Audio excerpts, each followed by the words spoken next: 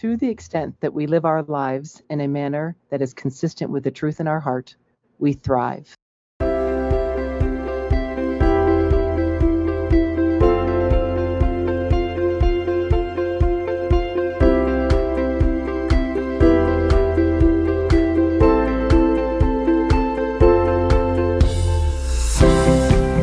Welcome to the Meier Clinics podcast, and you just heard a quote from one of your hosts, Dr. Lisa Day. Join our licensed clinical professionals from various backgrounds as they discuss fascinating mental health topics with a wide range of guests. Meier Clinics is a Christian counseling organization with multiple clinics nationwide dedicated to treating the whole person, emotionally, physically, and spiritually. Welcome to our listening family. We thank you for joining us.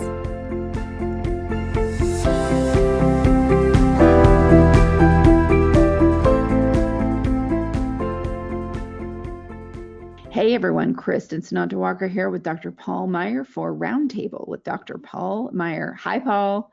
Hey, Kristin. It's great to be with you. Yes.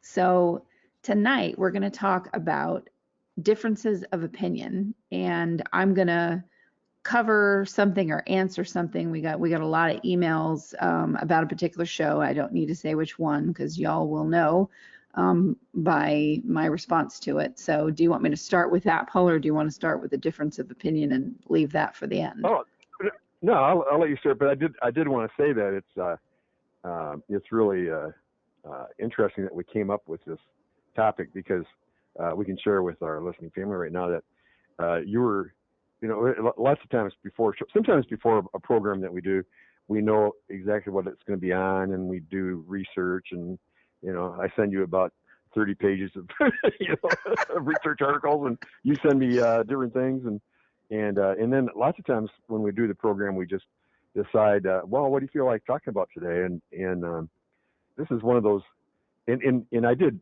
national radio to 2 million people a day on 400 stations for 25 years, and it was live, and usually we decided on the topic a minute before the show started, and then we would talk about the topic and then take questions and answers after that. But anyway, today you and I both thought separately of a topic that we wanted to discuss, and I've never in my life done a program on differences of opinion in my whole life on the radio or all those years. And when we got together on the phone 10 or 15 minutes ago to prepare for this program, that's what you wanted to talk about, and that's what I wanted to talk about. So that's pretty strange. It's pretty cool, I think. Exactly. So I'll save my response to the emails that we got for the end. No, why don't you go ahead and do that? Okay. And I knew nothing about your reasons, so that was okay, go ahead. Exactly.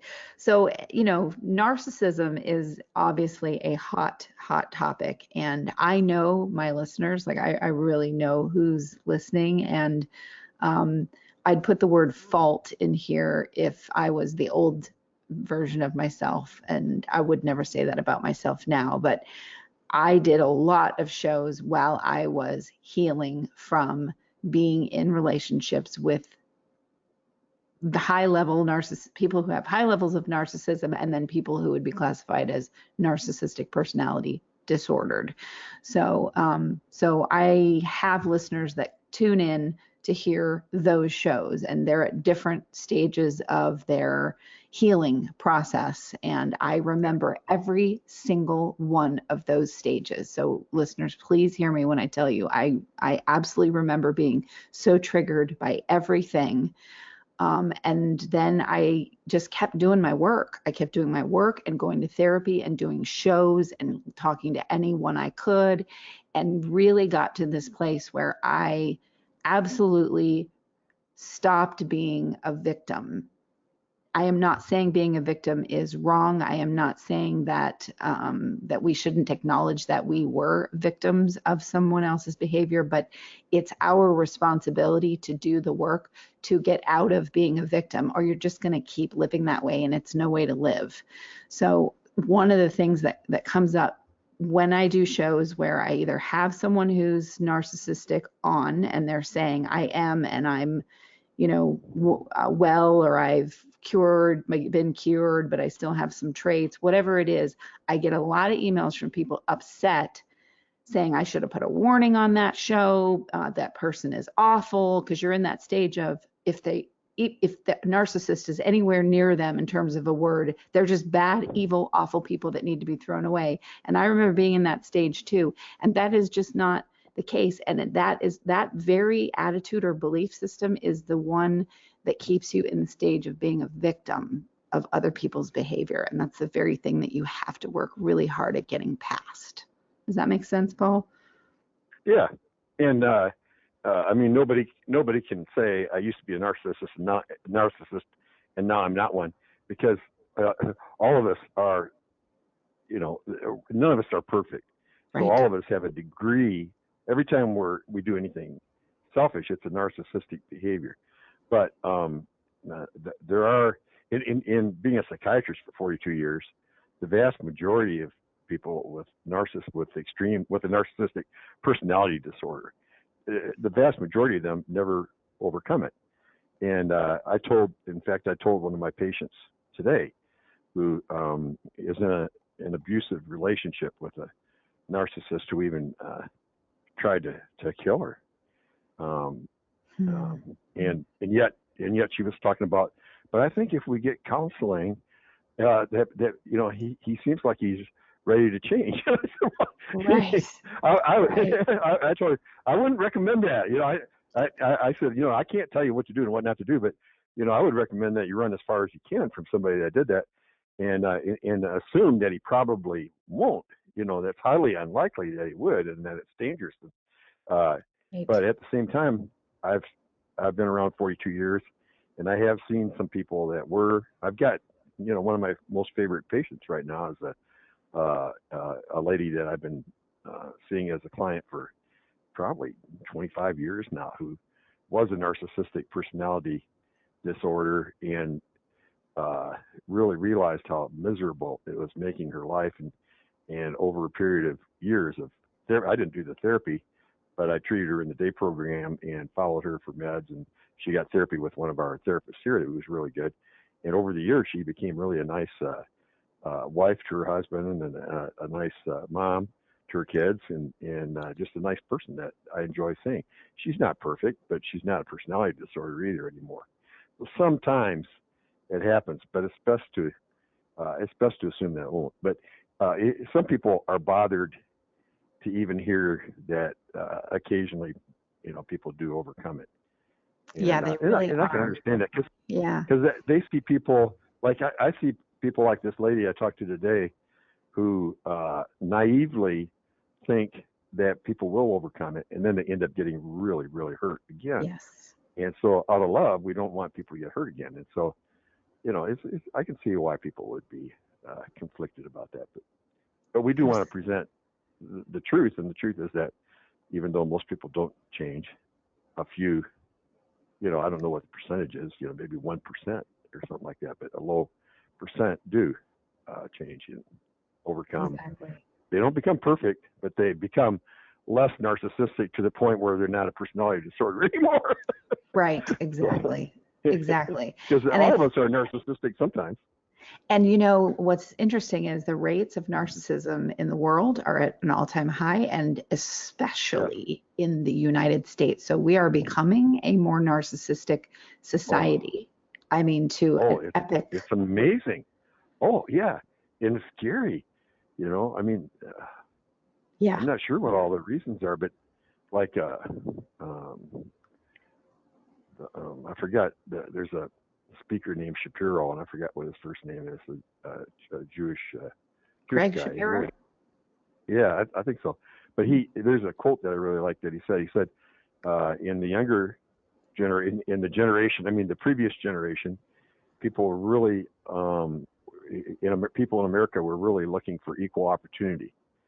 So that, like, for example, that's what I was looking for. My mom was a third grade educated maid, and my dad was a $8,000 a year earning carpenter, and yet I was able to, get 5 degrees and write 100 books and all that stuff, because I worked hard to achieve the goals, that I did.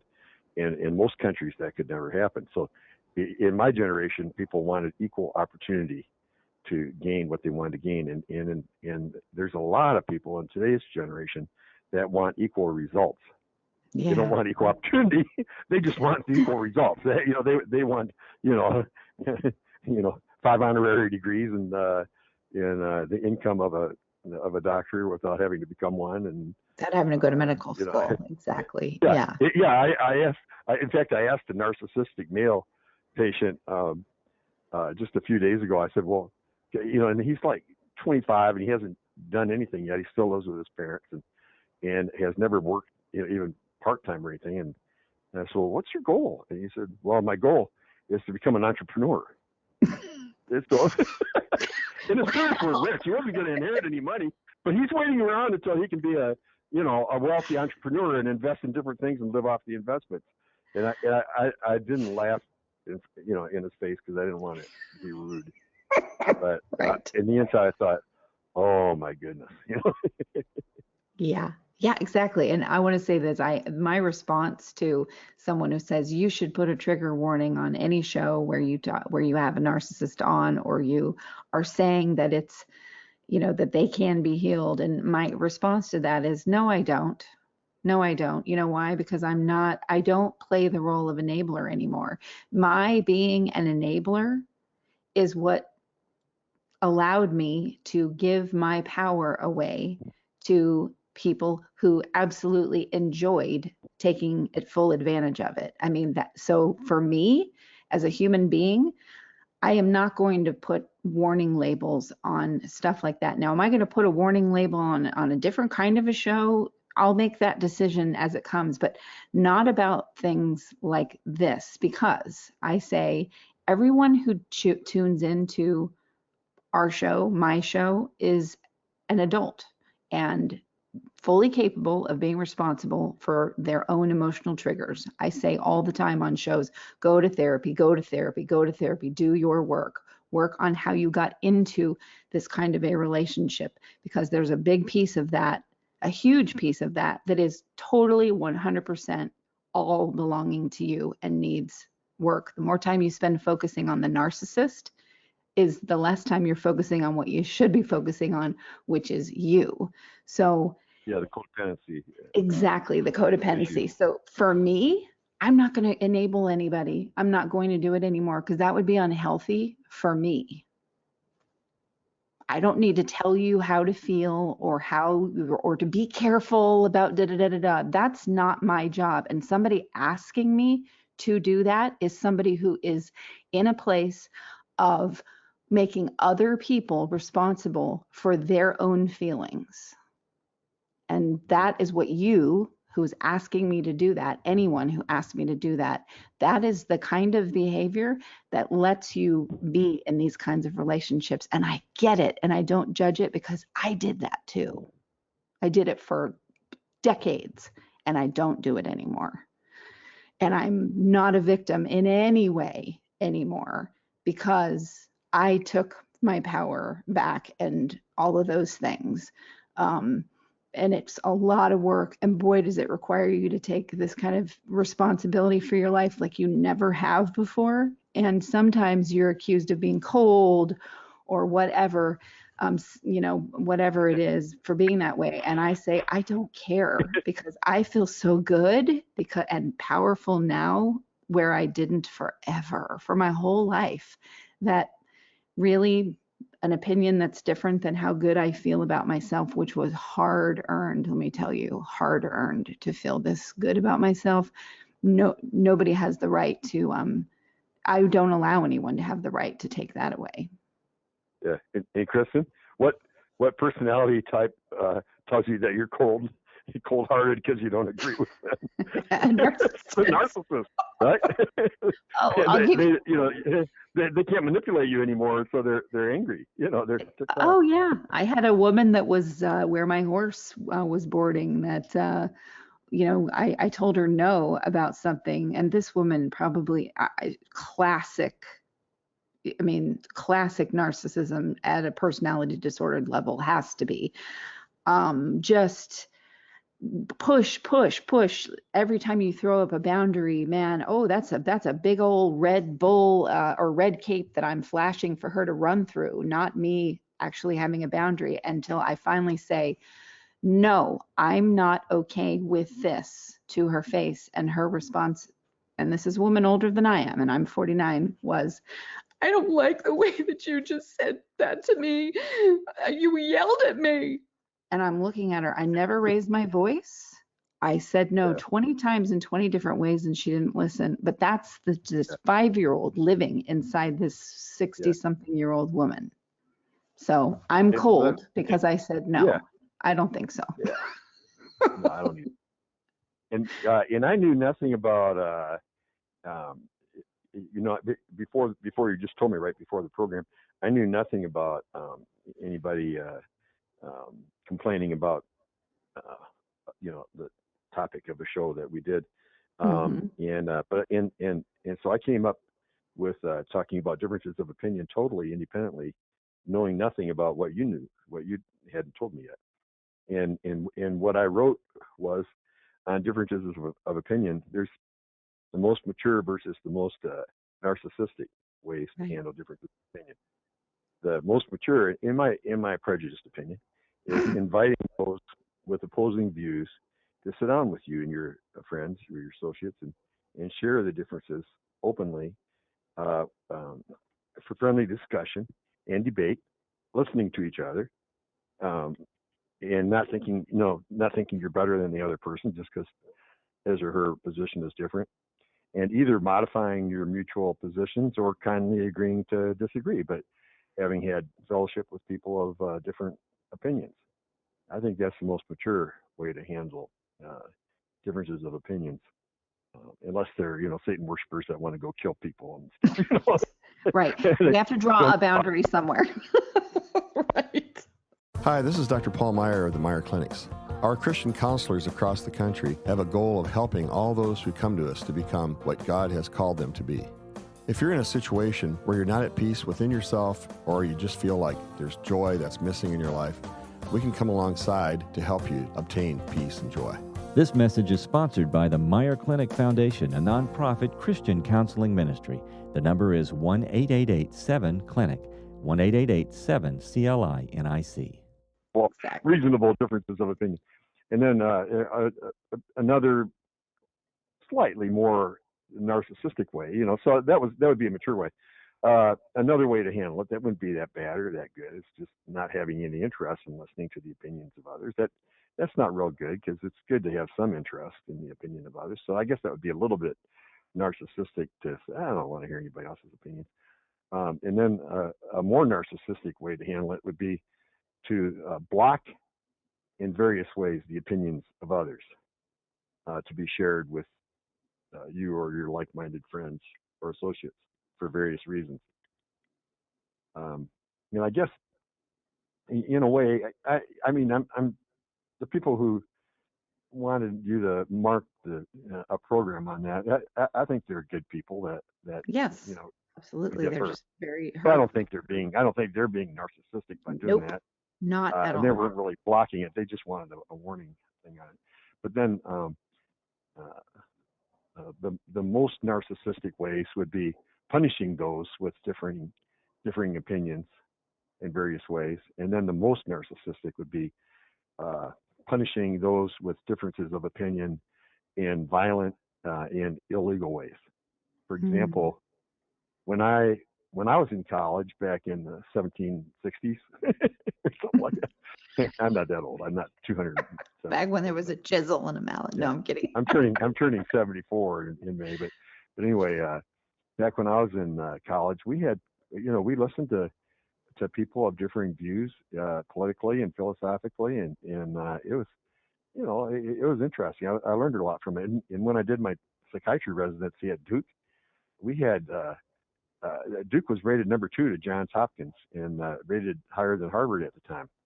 And we had a student-teacher ratio of 2 teachers per student, believe it or not. And so when I would counsel a patient, there'd be 2 profs behind a two-way mirror where they could see us, but we couldn't see them, that had opposing views that would listen to the way we counseled them, that client, and then they would try to correct us and disagree with each other on how to correct us, for the way we did it. But it was really done in a way. I mean, they were friendly class, with each other. And it was really, it could be a little confusing at times, but it was really helpful to me and to listen to different opinions. But now, you could go to some of the schools that were the most open-minded, 30 or 40 years ago, when I was younger, or like Berkeley and some of those, where if somebody with an opposing view you bring in somebody with a conservative point of view. And like I said, there's very nice, mature conservatives and very nice, mature liberals, and very narcissistic conservatives and very narcissistic liberals. So I'm not promoting one view over another. But right now, you see most of when you see people doing this, beating up those with differences of opinion, and it's mostly, it seems like it's mostly the schools where they have a very liberal view and will actually just, there'll be fires and cars getting burned and all sorts of things if somebody with a conservative view comes to be heard. And well, that's extreme narcissism in the people that would do that. And there's various also times there have been people that did that were narcissistic conservatives that did that to liberals too. I was going to say, there are also the things that go on that don't get talked about and get pushed under the rug because some conservative schools are very wealthy, and so they have the money to hide all the horrible stuff that they're doing. Yeah, right. So it's on both sides, and so that difference of opinion. I thought this was really great. The whole the stuff that Oprah's doing now, as much as she can, around being a special journalist or whatever it's called, reporter on 60 Minutes. She does special shows where she did one where they talked about politics, and then she did another one where they talked about trauma. And I thought it was really interesting to hear her saying, well, we do the episodes, and then we all sit down together and we watch them and we critique. And sometimes they're like, oh, well, don't say Oprah did anything wrong because, it's Oprah. And she's like, no, I need to hear the truth. If something doesn't work, who cares if I'm Oprah? Let's tweak that. Let's do it differently. That is a healthy way to be. Yeah. And I know Oprah. Yes, you do. She featured a couple of my books, and she's so sweet. After the one of the programs was over, I was out already in the limo that she provided, and probably going to the hotel that she owned, in Chicago, and she came herself out to the limo and knocked on my window and asked me if I'd come back in. I said sure, and she said one of the ladies that was on the program with us was crying and feeling really sad, because she had talked about, her child who had, her adult child who had been just really bad. And so I did it, and I came in, and I thought that was really sweet for her to come out in person to ask me if I'd come back in and comfort somebody, and I think Oprah's that kind of wonderful, sweet person, because I think it took that kind of person to do that. So I'm not surprised. I think she's the type that would want, if you disagreed with her, to go ahead and disagree with her even on her own program. She wouldn't care. Absolutely. Yeah. I mean, and some things I think sometimes when you're, you've been through so much trauma and you are just emotionally inflamed is what I call it. You can be you're completely emotionally inflamed. You've been abused for so long, and it's a part of your makeup at this point. It's a part of the neural pathways in your brain. And to unpack that and unwind it and do EMDR or go to a program like the Catalyst program and keep going and trying new things and whatever to work through that. There are times on that journey where you can't hear anything negative about yourself. And it isn't because you're this narcissist who is so full of themselves that they can't hear anything negative. It's because you are so beating yourself up inside of your own head and thinking that you're horrible and have a whole bunch of people in your life always telling you that you're horrible because that's what you think you deserve, is having those kinds of people in your life, that you can't hear one more negative thing. You just can't do it.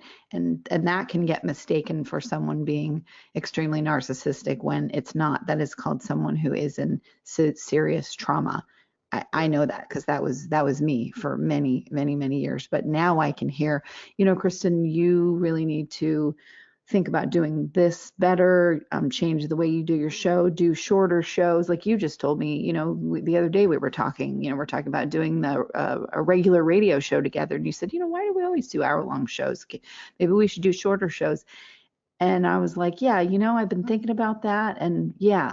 And I'm totally okay with that. Whereas maybe a year ago, Paul, if you would have said that to me, I would have been like, Paul thinks that I'm doing it wrong. Yeah. I'm horrible. I'm embarrassed. I can't even, I mean, that's might have been where I was. I was telling you, this is just an idea I came up with about a week or so ago, I know you have ADD, but I've got ADHD. I think you're a little bit worse than yours, You're a little, you're a bit worse than mine. Might be worse than yours. Mine's really pretty severe. And so, and I don't sit down and listen to hour-long podcasts, but I would listen to one that's 20 to 30 minutes or something like that, because my attention span isn't long enough. And I was sharing with you this past week. I said, Kristin, do you think it'd be good for us sometimes to do not worry about the time? If it's 20 minutes, it's 20. If it's 30, it's 30. If it's 40, it's 40. And the podcasts don't have to be a magic number of minutes, do they? I mean, they don't. They don't necessarily expect it to be exactly 59 minutes and 32 seconds or anything like that. And so we chatted about it, and we decided, we would just do different lengths. Yeah, we'd change it up, and that's fine. And when people hunt for what topic they want to listen to 10 years from now, they can say, well, let's see, I think I'll listen to that 20-minute one on blah, blah, blah. Right. Exactly. I just got into this habit of doing, what I did it because a therapy hour is a 50-minute hour, typically. So I just sort of modeled it after that, even though I'm not a therapist, but that's how much time I would spend with a therapist would be 50 minutes. So that's just my model. But there are other podcasters on the network that do, like Dr. Linda Martinez-Louis, she does 10-minute shows. I mean, everybody can do their own thing. But anyway, I did that. I did one that was like from 7 to 10 minutes for several years on a nationwide radio network. I do 8-minute. I do 8-minute segments on the YouTube America. They Skype me in. I'm on a cable news channel, and we do 8-minute segments on a topic. And I know that when I hear the music coming on, I need to wrap it up because they're going to commercial. So, and we're going to be doing shows together. 11. Oh, go ahead. Go ahead. Well, you and I are going to do shows together for a terrestrial radio station that are 11-minute segments. So we'll just figure it out. But anyway, keep going. I'm excited. We're going to be on all over New York and one or two other places, maybe nationwide sometime soon. One more point I want to make on differences of opinion is when you're with people that you love, your mate, your best friend, people that you work with all the time that you really care about and enjoy, and you have differences of opinion, I would recommend that you not tell them, well, you should do this, or you shouldn't do that, because I think you're being narcissistic. It doesn't mean you're a personality disorder, but it's a narcissistic way of handling differences of opinion, is saying, I'm right, you're wrong. You shouldn't do this. You should do that, because you're being that person's parent. They don't need another parent. They need a friend. So a better way to handle that, a more mature way to handle that is if we have a difference of opinion, is to say, here's how I feel about that. Here's how I feel about what you just shared or what you just did. I feel sad about it, or somewhat angry, or good about it, or and whether you change your opinion or not, or whether you change that particular behavior. And we're not talking about really bad behavior, but whether you change that or not is up to you. And I'm not telling you should or shouldn't. I'm just telling you how I feel when you do that. Yes.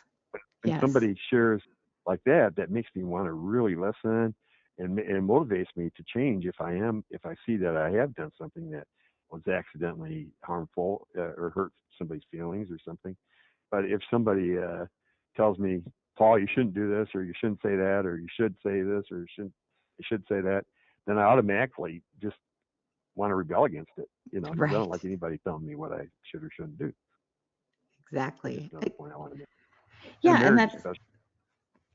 Sorry, go ahead, Paul.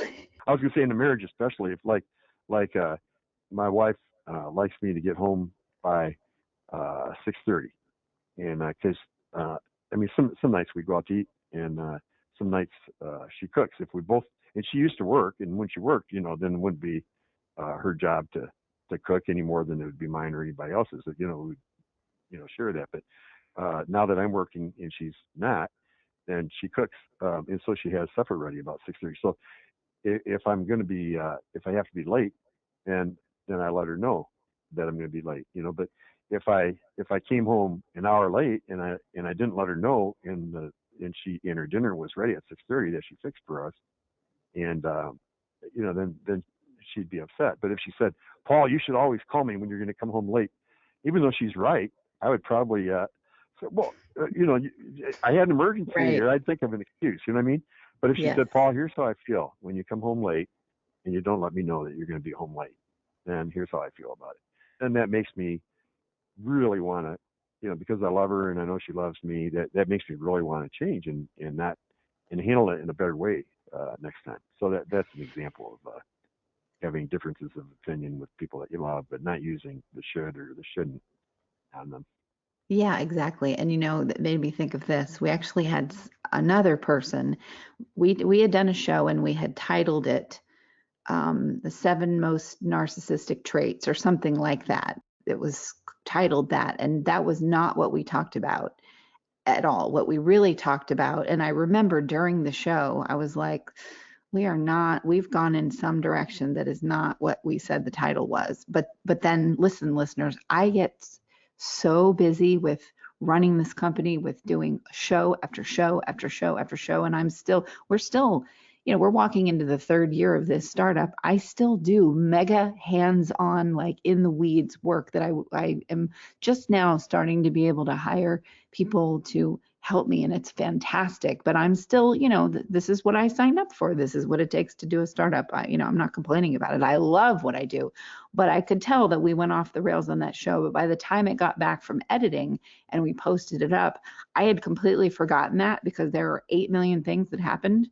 So I just gave it that title and it went up. And a wonderful woman emailed me and said, hey, Kristin, I love your shows. Or she didn't say I love your shows. She just said, I listen to your shows. This one that you put out called this, it really wasn't about that. It was the most non-should email ever. It was so kind. And it was just a fact. She said, so I wrote her back and I said, thank you. Oh my gosh. Thank you so much. What do you think it should have been called? And she wrote me back and said, how about the 7 traits that narcissists seek in you? And I was like, that is brilliant. I said, thank you so much for that, because she had time to listen to it. I don't listen to the shows when we do them. It comes out my mouth, it's gone. Like that baby was born. I'm on to the next thing, So I turned around and we renamed it. We changed to the social media around it. And it was like, thank you. So there's a way of telling people things, like we're saying, that you don't agree with, that you have a difference of opinion with, where you are not shoulding on them, and people are going to receive it in, like what Paul is saying, in that loving, mature, whatever way. I'm much more mature in receiving information, and I appreciate the people who are very healthy and mature in the way they deliver a differing opinion to me. Yeah, even if they totally disagree. Yeah. With my opinion or your opinion. Exactly. And I like people that disagree with my opinion. Lots of times I find out that I'm wrong, and that there's things even at my age, I still change my opinion about a lot of different things. Yep, that's part of being a human being. I was telling one of my kids that the other day. I said, the older I get, the less sure I am of of anything. Of everything. Isn't it? It's so funny how that happens. When I was 21, I knew all the answers. Now that I'm almost 74, I don't even know enough to ask good questions sometimes. Same here. I'm like, I'm much more confident than I ever have been. I have so much self-love that I have never ever had. And I also, what comes with that is the older I get, the less I know, and the more I need to ask. I don't need to ask other people's opinions in order to inform me, in order for me to have an opinion, which I did that for many years. No, that would be. Now I'm like, okay, I could look at that differently. Interesting. I just don't get so upset. So yeah, it's all in the delivery, folks. It's all in the delivery. So Paul, we tried to make this one a 20-minute. We went a little bit fast. It's about 35. That's better 35. That's better. Well, it's not better than 60. Not better, exactly. But it's still different than 60. That's right, exactly. Neither one's better or worse. It's just, it gives some people that have a shorter attention span than 60 minutes a topic they can listen to and go play their video games. And then you get to go home earlier, and I get to rest my throat that's been talking all day. Yeah. Same with yours.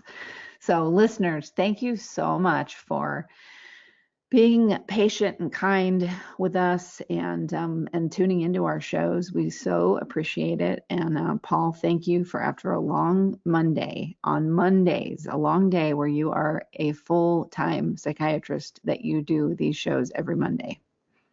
And I love doing it because I really do feel a connection to our listening family. That's why I like to call them our listening family. Yep. All right. Thank you, listeners. And we will catch you next time. See how much we can maybe take down the time on the next one, because we have to practice for when Paul and I are doing 11-minute segments on this radio station. So help us out with that. We gotta get the information out in a shorter amount of time, and we're gonna practice here. So thank you, listeners, for your patience on that, and we will catch you on the next roundtable.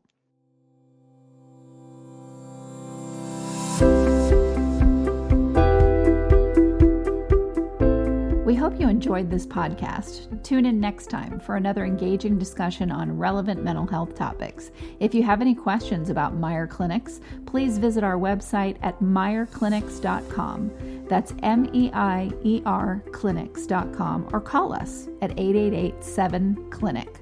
Don't forget to leave us a review on iTunes, Stitcher, or any of your favorite podcast apps. And please note that we are a member of and produced by Mental Health News Radio Network, MHNRnetwork.com.